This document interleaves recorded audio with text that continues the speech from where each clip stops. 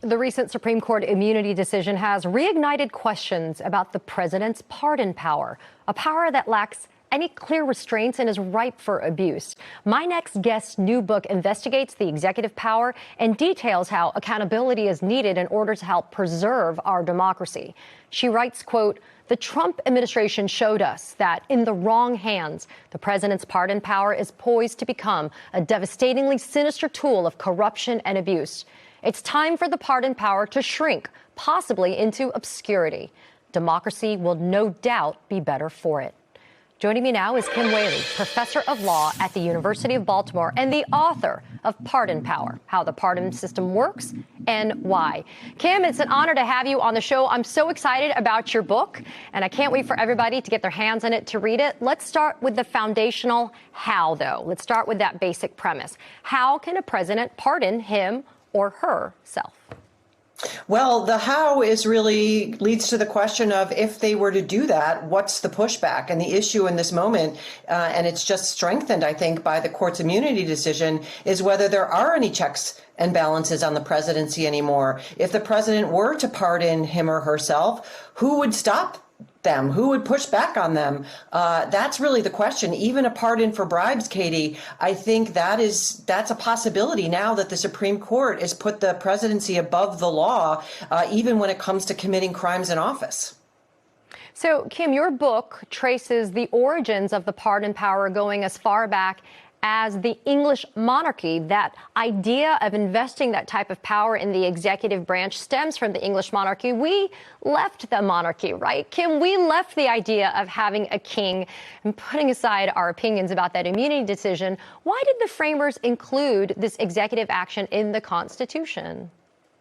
Well, they really seem to believe, at least Madison and Hamilton kind of carried the day on the idea that there needs to be some person of judgment that can exercise mercy if the criminal justice system goes awry. Remember, in common law England, there wasn't a constitution with constitutional rights for defendants. There wasn't even a criminal jury system until the 1200s, and appeals and all those measures of fairness. And that whole apparatus didn't exist at the federal level when the Constitution was ratified either. And frankly, I think the framers didn't foresee the kind of corruption we've seen lurking around the Oval Office. They sort of knew each other back in 1788 and trusted that whoever would have that kind of power would use it judiciously and fairly.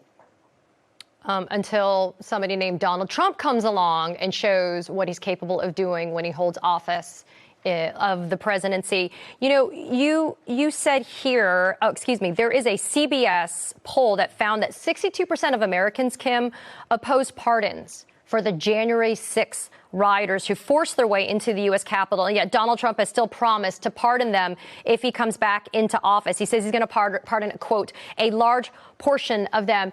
Kim, I wanted to ask you, we always talk about the pocket pardon, this idea of a president pardoning him or herself. But then there's also the ability for the president to pardon others.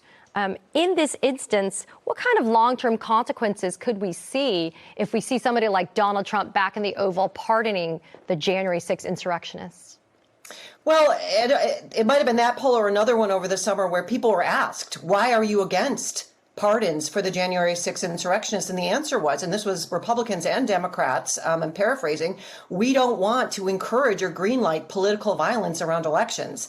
That if a president were to come in and say, you are patriots, I'm going to wash away all of the implications of the criminal justice system, the statutes that Congress enacted, the work of juries and judges, and let you walk on the theory that you're a patriot, that encourages that kind of behavior. But honestly, even more concern could be what Donald Trump will do for himself with a pardon. Now that the Supreme Court has said you can use official power to commit crimes, you're going to have to get people to execute your orders to commit crimes using official power.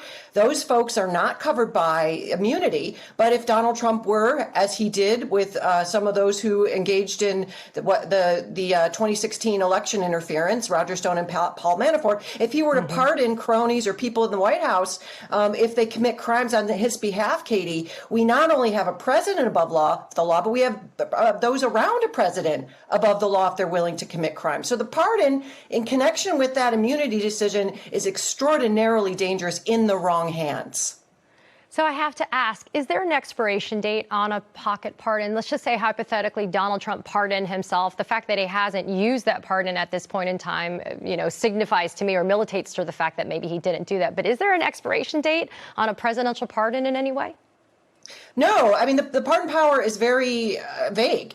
So something like that would have to be established either through precedent or it'd have to be established through a Supreme Court ruling. I mean, I tend to agree with you. He dangled this pocket pardon while he was in office.